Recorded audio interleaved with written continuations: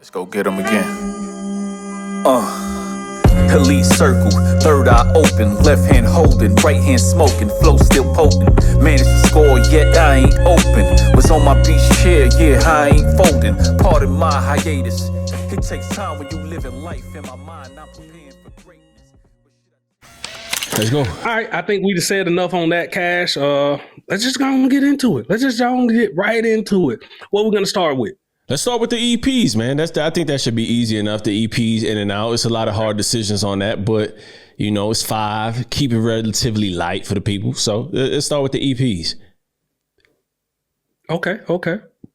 Top 5 rap EPs, right? Yes, sir.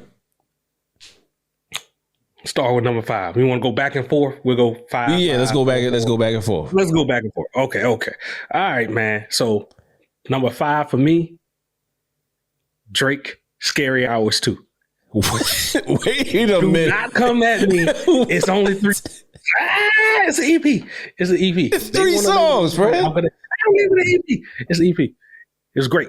He had to find a way to put Drake in. A lot of people listen at it a lot. I know a lot of people listen at it a lot at the beginning of the year. Come on. Deserves it. Where's that? Number 5. Lemon Pepper Freestyle. Kind of could have did it on his own. But hey, the rest of the songs up in there was great too. So as far as my number 5 is a relatively unknown. Out of North Carolina, Wilson, North Carolina. His name is King James, the King. Prodigal Son. He dropped the EP earlier this year around April, May time frame. If you don't know who he is, we've had him on the podcast, but this is a project that is well worth your time. It's fire. This is like one of his first EPs after, dropping after several years being off the scene. So, a lot of dope rhymes. He also has another EP with Kill called The First 48. But this one. Cash. What? Don't steal my shine. I think that's going to be the very next number 4 for me. Go ahead. Got keep you. it rolling. But yeah, this Prodigal Son is fire, man. Like, it's just, I think 5 joints. If I don't have it all written down, but it's 5 joints, man. And he has some heat on here. The rhymes are intricate as ever. And what I want to say is you guys check it out. It's a quick 15 minutes, if that, of your time. And I promise you will become a fan and you will definitely rock with the brothers. So that's my number 5, King James, Prodigal Son. What you got at number 4, Prez? Number 4 will be the same person that you just mentioned, King James, once again coming back with The First 48. He was produced with Kill. This one right here, man, it just had like 5 songs. All of them were great. Really thought Chess was a standout. I liked the stadium music type feel on there. They had a little bit of the rock influence in some of the songs. It had like the old school rhyming style on some of these. He just showed his versatility on all these songs and in this track within 5 songs, which I really appreciated. So I really dug this one, man. First 48. Produced by Kill and King James actually on putting down the lyrics. At number 4 for me, I'm staying in Carolina, and my list is Carolina heavy. I didn't make it this way. It's just that they happen to have spitters, and I'm staying in Carolina with Nick Grant. Carolina Diaries. This came out just a couple weeks ago. 24/8 is one of my favorite joints on here. And another reason why I like Nick Grant is he just happened to say the shit that I probably would say if I rapped. You know what I mean? Like, there's sometimes there's rappers like that to where they just speak to you and their come up. I like how he's coming up and how, nothing is really given to him. It's really being earned, and each and every effort out is like one of those things with him. So 24/8 is something that's just a phenomenal song, man. It's a 4-track EP, staying true to what an EP is. I'm not, trying to do what Prez is doing with 3 and 2 songs or whatever the hell he trying to do. But what I will say, go check out Carolina Diaries by Nick Grant. It stands out. It stands out like I can't say enough good things about it. So, but that's my number 4. Hey, Cash, hey, you trying to throw dirt on my name, and some people trying to throw a dirt on this person's name that I'm about to come up with for my number 3 spot, the baby. But he kind of weathered through it. And this right here, back on my baby Jesus shit again. Like that was the EP that I kind of just like whatever, everything y'all gonna throw at me, I'll keep it flowing. And he just kept it going with good music once again. So he had like 2 features on here. He had one featuring Kodak Black and one featuring 21 Savage. Both of those songs I kind of love. It was 6 songs on here, but overall just great EP flowing all the way through. So really, really, really liked it. And like I said, I don't know if I just love that everything that was going on around, still able to push out good music. And I really, really, really appreciate that. Didn't lose focus, didn't try to just run back on a apology tour or something like that. Just double down on what he does best and said, I'll win you back with my skills. You know what I mean? That's how you win. Just go out and get you a win. Everybody I feel you. He eventually apologized. He eventually got the powers to be to get him back performing and stuff like that. But yeah, definitely this is one of those ones that have quite a few bops on it throughout the whole project, and I rock with it. It may not have made it to my top 5, but I can recall hearing it and feeling like, okay, this is dope, but it's not gonna be the popular thing to rock with him after he said what he said. But this here is not about, unless somebody. Yeah. Unless somebody, what he did was wrong. What he said was wrong, and I get it. But here we tend to, unless it's something like really, really crazy and out the way, something that you can't come back from, we still like to celebrate the music here. So that's kind of where I'm coming from with that. So I say all that to say this is jamming. That joint was in constant rotation as far as in the gym, and you can listen to it just happy go lucky. It's upbeat vibes, man. So that's a good pick, man. That's a good pick. People say bad shit about me. People gonna say bad shit about other people. It happens on the day-to-day basis. Do you let the shit bother you? What happened to the old little saying? We got to go take it way back. You man, stick and stone may break my bones, but wait, come on, man. Like that little nonsense. Like if the shit don't bother you, like you ain't got to run out and just say end it with all this person. Just ignore it. Just if that's not what you rock with, ain't what you rock with. There's plenty of artists that we done sat on here and I talked about. They're like, you know what, Cash, some of the stuff that they doing outside of music, I just don't feel. So I'm even more biased towards their music at this point. Named a couple artists like that. Ye, Lil Wayne. Both of those I had my ins and outs with. Sometimes I come back. Sometimes they win me back over with the music. Sometimes they don't, And it's just all those like, but it's your choice. Don't try to go out and just say, oh, I'm in and everything. Just not. I'm not messing with it, and just keep it moving. That's it.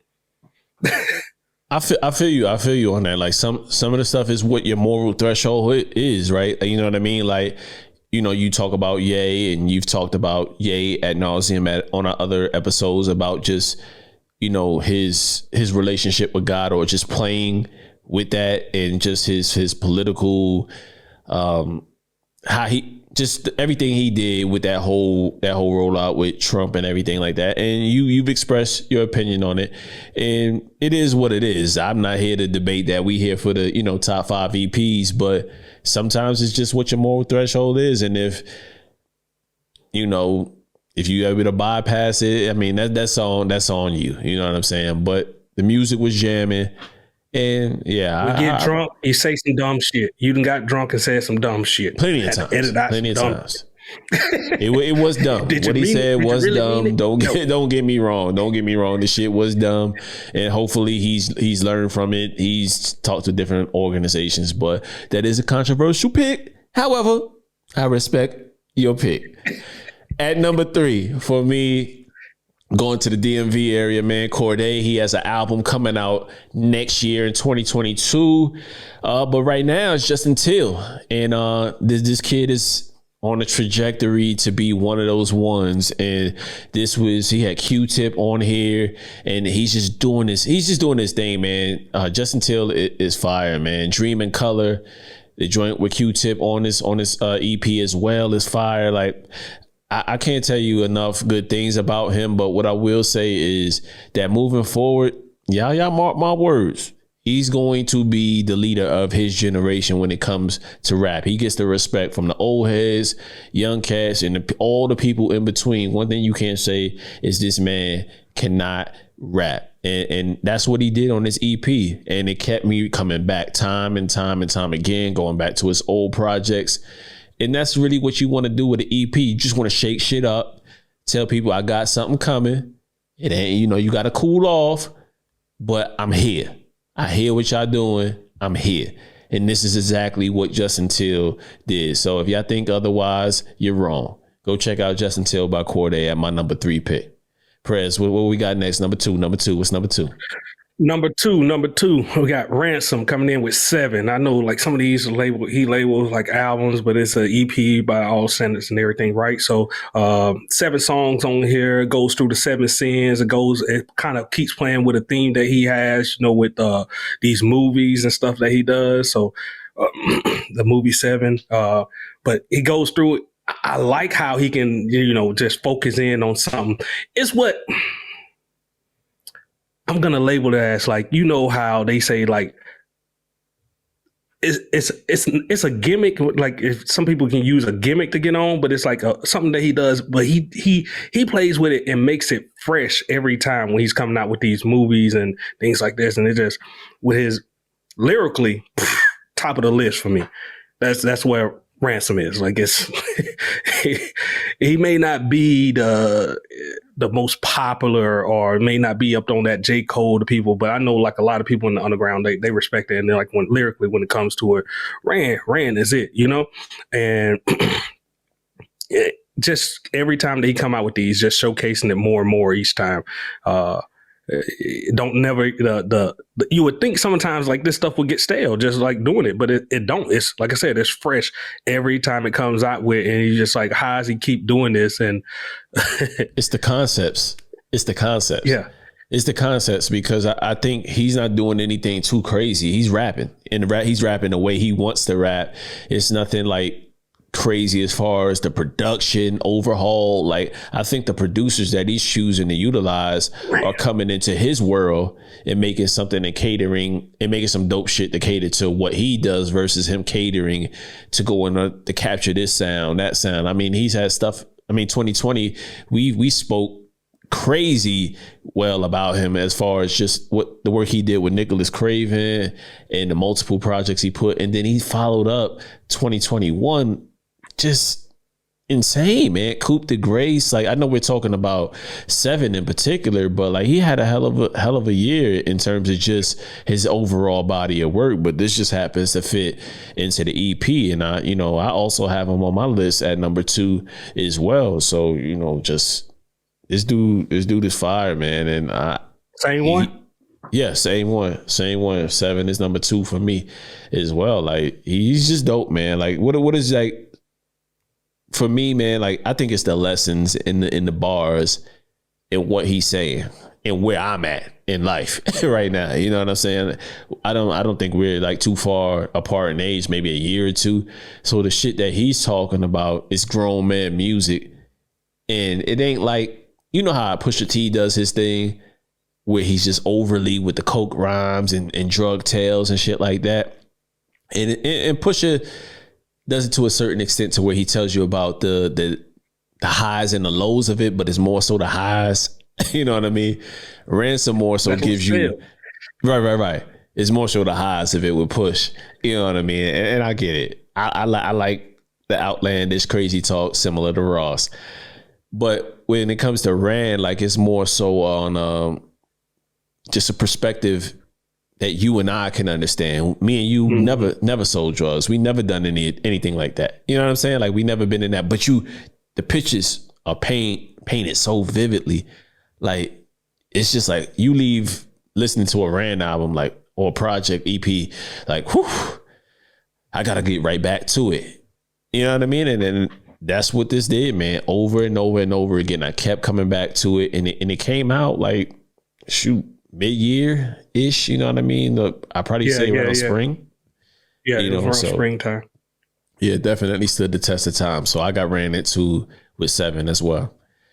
I toss it back to you, man. Number 1, what you got? number one, you already mentioned it. The Corday, Justin Till, man, is just like, if it's anybody that I think, everything they put out this year was kind of just up to a peak level, it's been Corday. I mean, just with this Justin Till, you mentioned the Q-Tip, the More Life song on there. It's like one of the standouts that's like, if I'm making a new playlist, that song always finds its way up in there.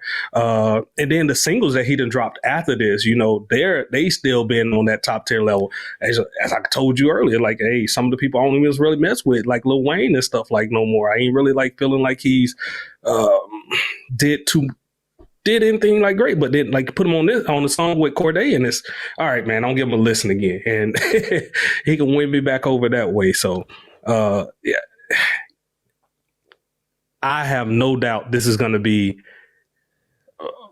a highly touted album with the products that he done put out, from Justin Till, the singles coming out. I'm looking forward to him in 2022. I'm just like you. I think like he's going to be one of the ones of this generation that's going to be at the forefront, that's going to be carrying that pedestal, a la the J. Cole of his generation, maybe, you know what I mean? And he can kind of do it on his own, It kind of shed the YBN name this year, right? I think he said that was because of like legal reasons and everything that was going on, but it kind of puts himself more out there. It's him now. So let's see what he got, Yeah, I wholeheartedly agree with you, Prez. Like, he's the leader of his generation, and he just needs to deliver the album. That's it. Because we see it coming. He just has to deliver the album. And I think what he did on the first project to this EP, and then them singles, man, he got Lil Wayne on the single. And then, like, he even got Lil Wayne sounding really well. And I don't want to take nothing away from Lil Wayne, but, we've been off and on with Wayne as far as what he could deliver and what we feel like, he means to the game overall. So you could tell when cats come with a different type of bop, different type of vibe with certain type of artists, they know this is going to be a good look for them. So they got to rap.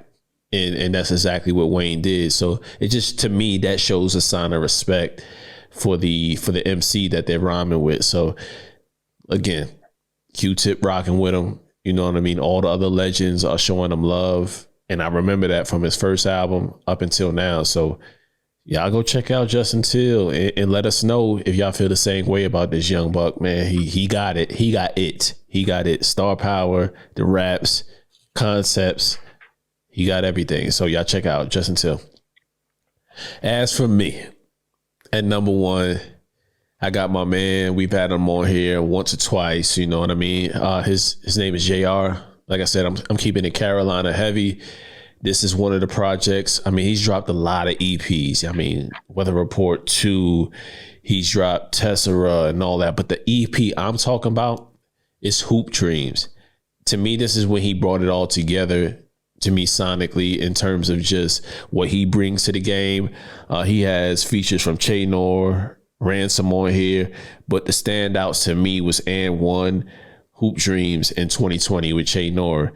And One in particular, he kind of opened up and let loose on what he thought about in terms of, his career prematurely coming to an end as far as hooping on that grand scale with overseas and things that happen. So I remember us asking him a question about it, and I don't think he never really answered it or didn't want to answer it. I don't know if he seemed a little, taken back by it, because he still probably was feeling a way about what happened to him out in France when he was, trying to do his thing as far as overseas balling. So I like this project a lot. I think a lot of people could resonate with it, regardless of whether you have a hooping background or not. So Hoop Dreams is right up there to me as one of my, I run this thing the whole way through. And that's what really brought it to my number one. Is it no skips? Absolutely. Are the rhymes fire? Absolutely. So that's where I'm at. JR, Hoop Dreams, number one.